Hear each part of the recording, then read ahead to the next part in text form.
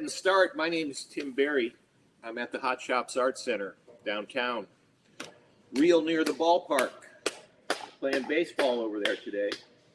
I'm going to throw some cups for you, and we're going to talk a little bit about the science of cups and what I really like. I'm going to pour some water.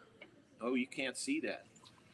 I've got two cups here that I've made, and I'm going to pour water in them both. This one hasn't been fired. It's just the raw clay. This one's been fired to about 1600 degrees. So during the course of the demonstrations, kind of watch what happens to those. Tim, you can tip that up. That's perfect. So I've got this lump of clay, and just like there's hundreds of recipes for cookies and bread, there's hundreds of recipes for clay and glazes. So we mix our own clay. This is a blend actually of about 5 different clays. My clay doesn't taste as good as Play-Doh. So I've centered a small ball of clay on the top of the lump here. And you can see when it's centered, it looks like it's, you can see it's spinning, but if it's not centered, then it's wobbly, and then I have to be wobbly. If I put my thumbs in, one side of the cup's going to be that thick, the other side's going to be that thick. So I want it centered. And then I'm going to put my thumb in to start the cup. One of the other tools I use is a sponge. If I feel the clay starting to dry out, I can just give the sponge a squeeze.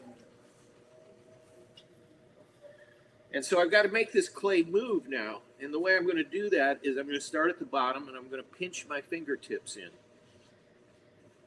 Can't screen.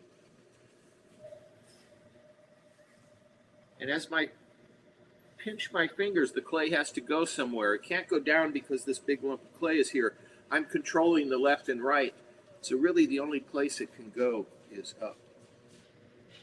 And then I'm going to start at the bottom again, and this time I'm going to pull out just a little bit.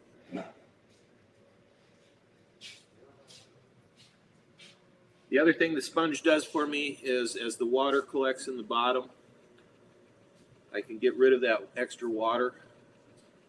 And I can also smooth the inside of the cup.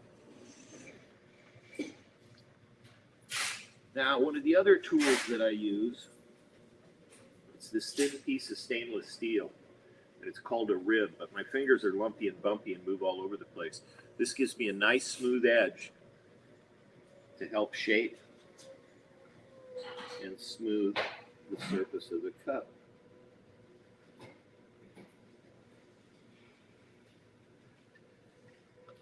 So when I'm making these cups, I'm thinking about just about everything. Nothing makes itself. I've got to think about the size of this belly and the curve and the way the lip is shaped and if it's round or if it's sharp. And then I'm going to give this cup a foot, something to stand on. Pretty much done now because the clay is soft.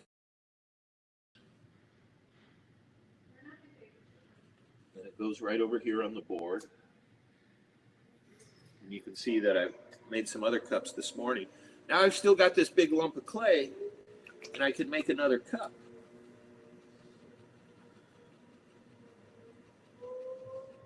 One of the things that I really like about working with the clay, drawing or painting, it's just one hand, and it's that tool that gets to have all the fun. When I'm doing this, I get to use all 10.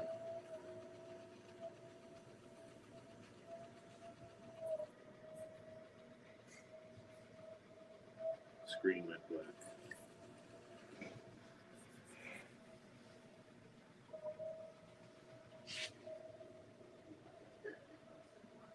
And you can take a look at the cups and, they look very similar, but they're not identical. Each one's just a little different.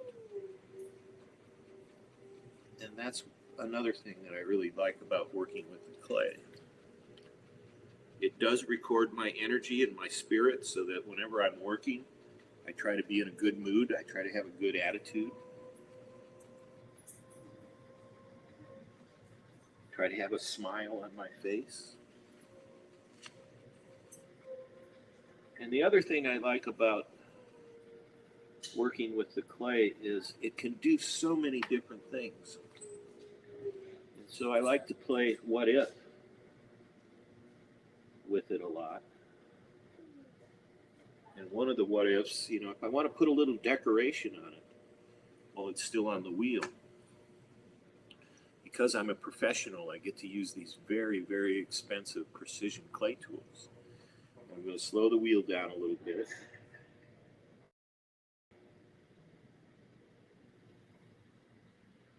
So next time you have mashed potatoes, make them look good.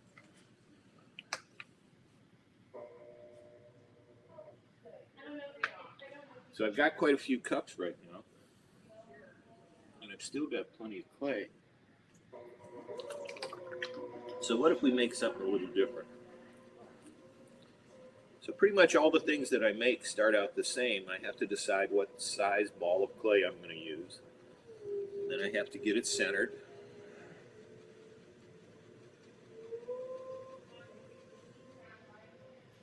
And then I open it up.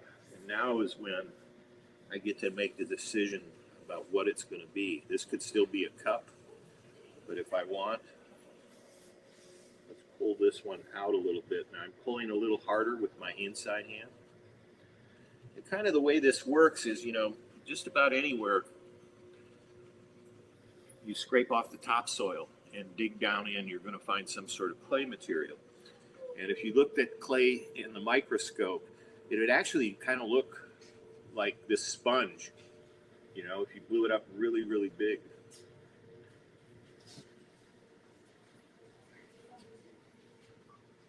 And when these platelets of clay get wet, they slide back and forth like this.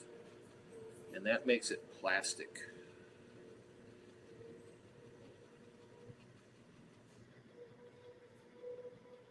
And allows it to stretch.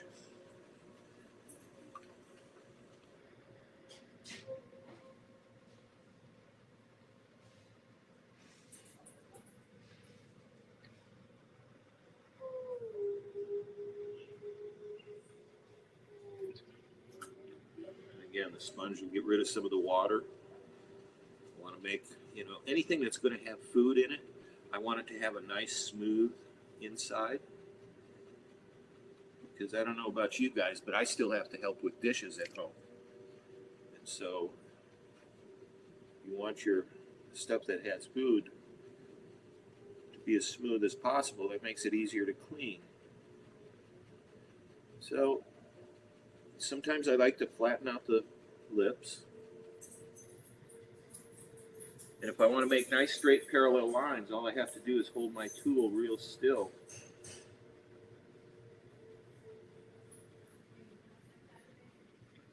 And I can make these nice straight parallel lines. If I tried to do this when it was off the wheel, my hands shake too much, wouldn't happen. And just like with the cups, I'm going to define the foot of this bowl. And sometimes, you know, when you're doing pottery, you get to look at a lot of circles. And after a while, it gets just a little bit boring. So I do like to play what if.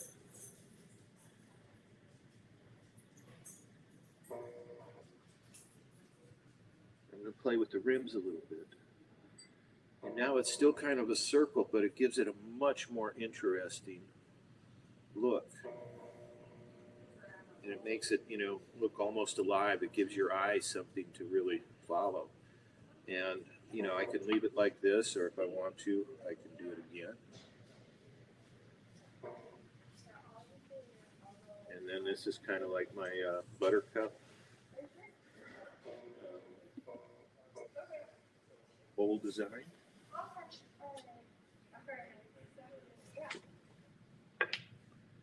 And again, you just do this.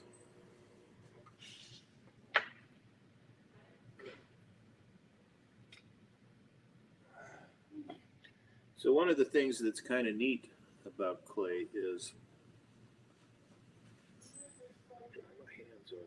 this is a cup that I made a couple days ago, and as it dries, it's going to lighten in color.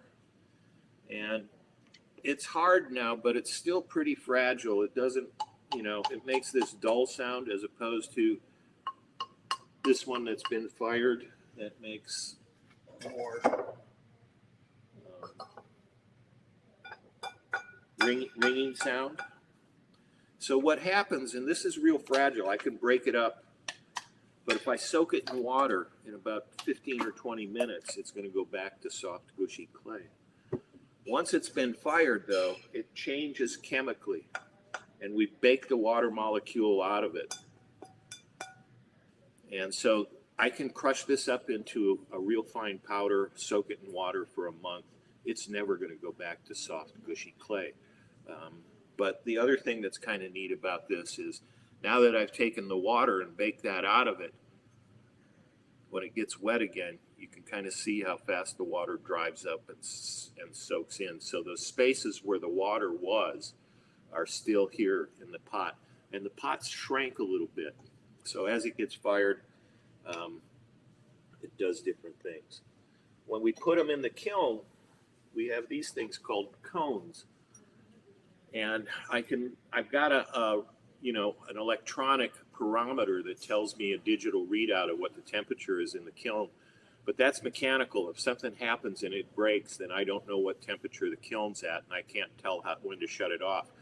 So these things have been around for a long, long time, a couple hundred years they were invented, and they're called cones. And they melt at different temperatures, about 50 degrees apart. So I put these somewhere in the kiln where I've got a little spy hole and I can look in and see them. And as they start to melt, then I know what temperature it is because they're kind of formulated with the same chemistry as the clay and the glazes that I use. So even though it's art, there's still a lot of science involved because different materials do different things. And then when we go to glaze things, the glazes are just crushed up different rocks.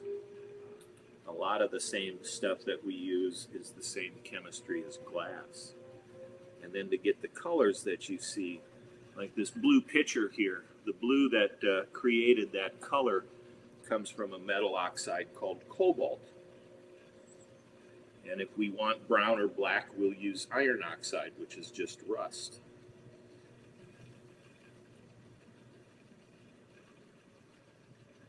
And then copper will get us greens and reds.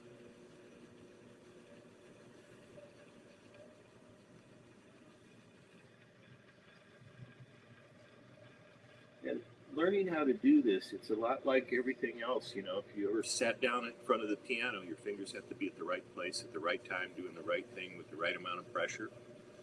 When you're real little and we're teaching you to tie your shoes and you're kind of going, huh, how does this work? Just like learning to play the instrument, learning to tie your shoes. It takes lots and lots of practice.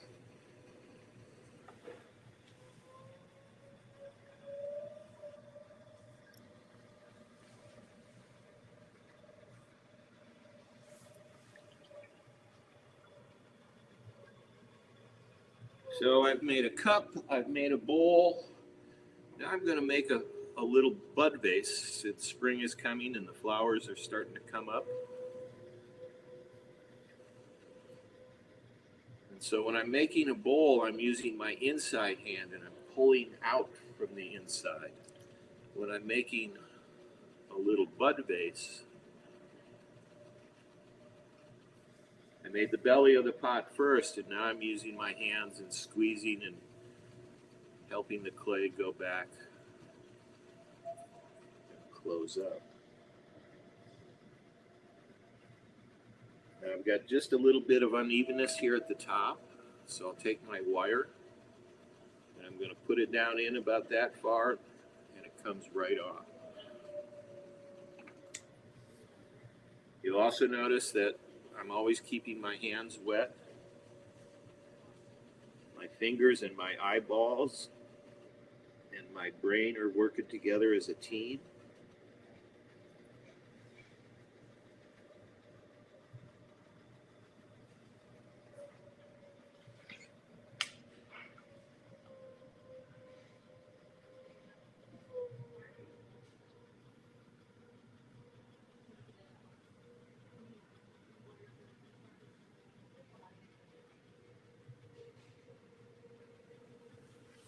Sometimes I'll leave a little mark there to kind of define, and I like to have this part real smooth. And then I usually like to see some finger marks on the neck. And I've got kind of another fun little rib here. This one has got some teeth on it. But I can do the same thing as I do with the fork with this. Make some little waves. And I can define that with a nice little straight line.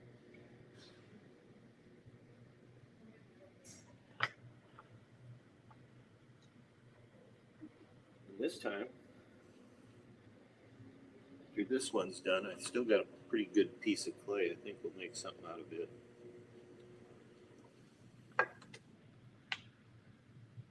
But there's so many different things you can make out of clay. Thank you.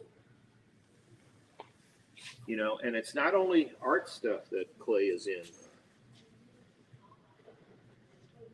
See this circuit board? It's printed on the same materials. The silicon is the same material that's in the clay. The aluminum that's here that's used for cooling, we'll oxidize that and use it. It's also a material in the clay and in our glazes. The copper, the wire that's in this, again, we use that as a ingredient in our glazes to turn our glazes green or red.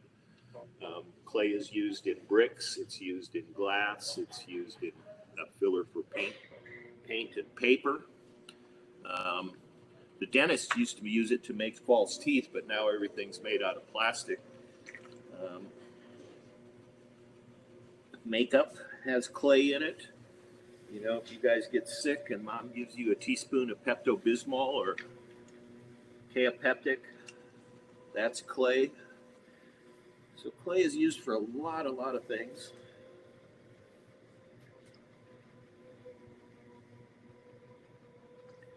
So again, even if I'm going to make a big piece, I have to pay attention, get it centered first, and then I can start. And I'm going to open it.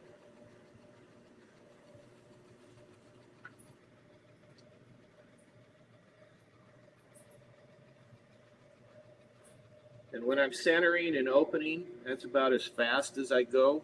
As the pot gets a little larger, I have to slow the speed down. And I kind of pay attention right now to the bottom, and I want to compress it so that it doesn't crack. And then I'm going to start to stretch it out.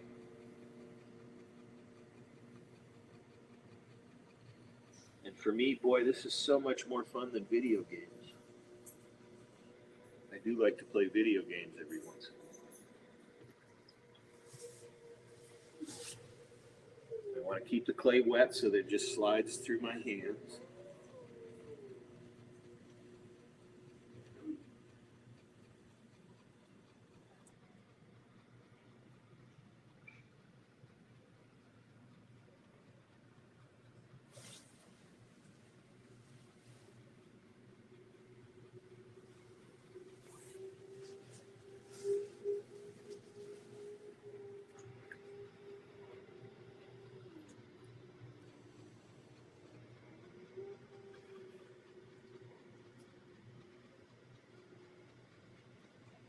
Now, for those of you who have never been to the hot shops, you've got to find a way to get down here. We're open every day.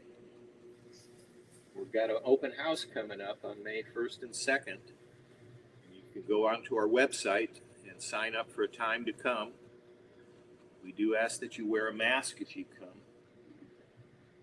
But it's pretty cool watching it on the video screen, but I guarantee it's much better if you can come here and actually see us, because then you can ask us questions. You see a lot more than what we can just show you here through the screen.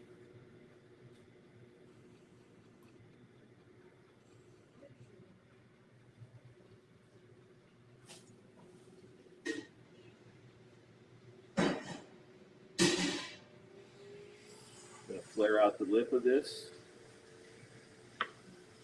I've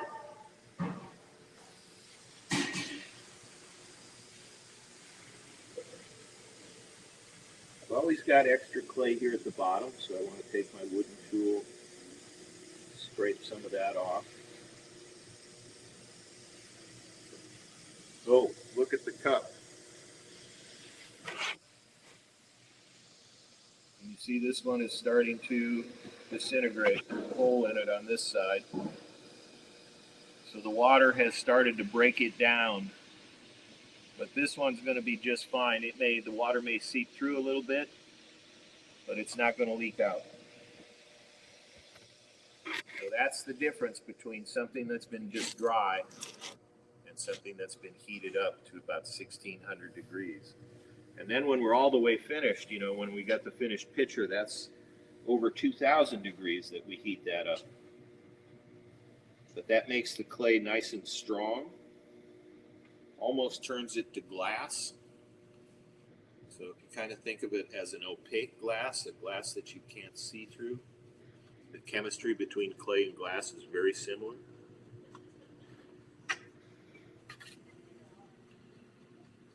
Now I've got a vase that's kind of shaped like this on my kitchen table.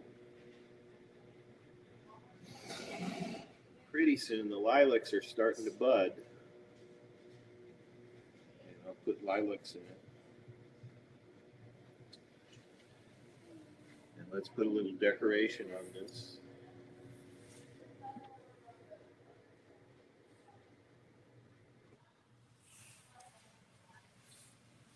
Just like on the cups and the bowls, I'm going to cut a foot in the bottom. That gets rid of some of the extra clay. Gives your eye a place to start to look.